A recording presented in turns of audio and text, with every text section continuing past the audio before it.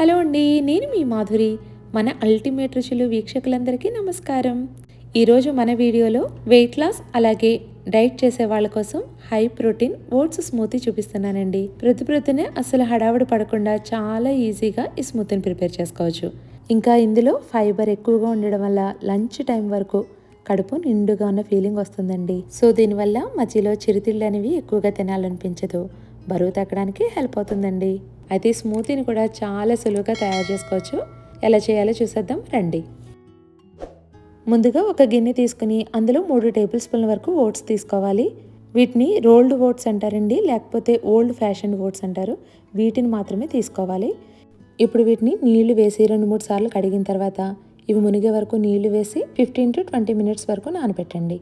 మీకు ఒకవేళ టైం ఉంది అనుకుంటే 1 అవర్ పాటు సోక్ చేయండి, లేదంటే ఓవర్ నైట్ ఫ్రిడ్జ్లో ఉంచి కూడా సోక్ చేయొచ్చు.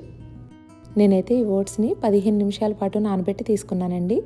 ఇప్పుడు మిక్సీ జార్ తీసుకుని అందులో మనం ముందుగా నానబెట్టుకున్న ఓట్స్, అలాగే నానబెట్టుకున్న ఖర్జూరాలు 2, కానీ నేను ఇక్కడ ఒకటే వేస్తున్నానండి. నేను తీసుకున్న డేట్స్ అయితే చాలా స్వీట్గా ఉంటాయి, సో నాకు ఇక్కడ ఒకటి సరిపోతుంది.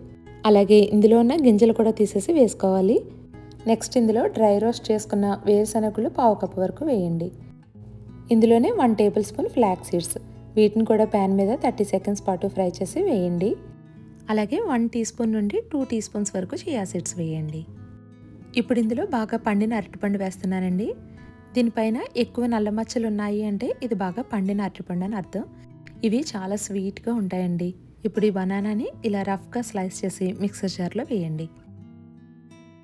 నెక్స్ట్ ఇందులో అరకప్పు వరకు నీళ్లు వేయాలి. అలాగే అరకప్పు వరకు ఆల్మండ్ మిల్క్ కానీ లేదంటే లో ఫ్యాట్ మిల్క్ కానీ వేయండి. అసలు మిల్క్ వద్దు అని అనుకుంటే ఇంకో అరకప్పు నుండి 3/4 కప్పు వరకు నీళ్ళైనా వేసి గ్రైండ్ చేసుకోవచ్చండి. ఇప్పుడైతే ఫస్ట్ ఇవన్నీ బ్లెండ్ చేసి ఆ తర్వాత మిల్క్ వేసి ఫైన్గా బ్లెండ్ చేస్తాను. ఇప్పుడు వీటిని హై స్పీడ్లో బ్లెండ్ చేసుకున్న తర్వాత మనం తీసుకున్న ఈ 1/2 కప్ మిల్క్ కూడా వేసి ఈ విధంగా ఫైన్ పేస్ట్గా బ్లెండ్ చేసి తీసుకోవాలండి. కన్సిస్టెన్సీ ఈ విధంగా ఉంటే స్మూతీ తాగడానికి చాలా బాగుంటుంది.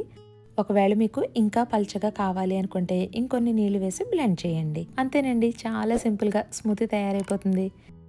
ఇప్పుడు ఈ స్మూతీని సర్వింగ్ గ్లాసులోకి తీసుకుని దీనిపైన గార్నిష్ కోసం రోస్ట్ చేసుకున్న పీనట్స్ని ఫైన్గా చాప్ చేసి వేసుకోవాలి. అలాగే దాల్చిన చెక్కని పొడి చేసి అది కూడా స్ప్రింకిల్ చేసి వేయండి. ఇలా దాల్చిన చెక్క పొడి వేయడం వల్ల స్మూతీకి మంచి ఫ్లేవర్ వస్తుందండి. అంతేకాకుండా ముఖ్యంగా మన మెటబాలిజంకి చాలా హెల్ప్ అవుతుంది. అయితే మీ అందరికీ ఈ స్మూతీ రెసిపీ నచ్చిందని అనుకుంటున్నాను. ఖచ్చితంగా ఒకసారి ఇలా ట్రై చేయండి. మీ డే చాలా యాక్టివ్గా ఉంటుంది. అవునా కాదో ట్రై చేశాక మీరే చెప్పండి. అలాగే వీడియో నచ్చితే లైక్ చేసి నా ఛానల్ని కొత్తగా చూస్తున్న వారు సబ్స్క్రైబ్ చేయండి. మరో సరికొత్త వీడియోతో మళ్ళీ కలుద్దాం. అంతవరకు స్టే ట్యూన్ టు మన అల్టిమేట్ రుచులు.